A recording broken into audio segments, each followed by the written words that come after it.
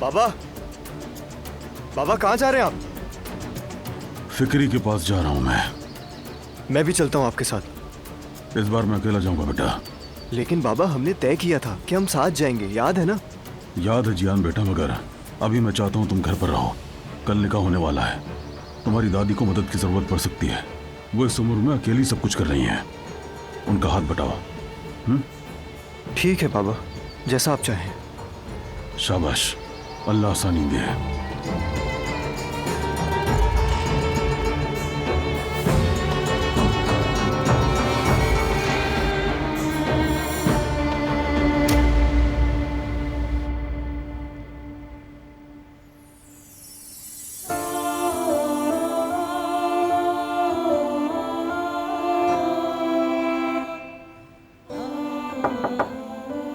आ जाए।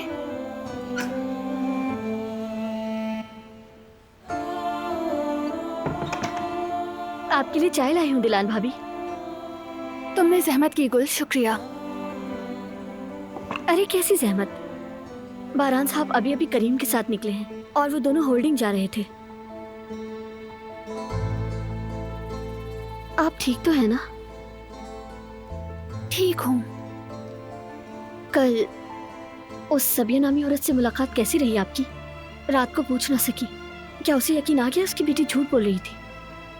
नहीं, उसने यकीन नहीं किया, सुना भी नहीं, और उल्टा बारान मुझसे बहुत नाराज हो गया। इसलिए क्योंकि आप उनकी इजाजत के बगैर उसके पास गई थी।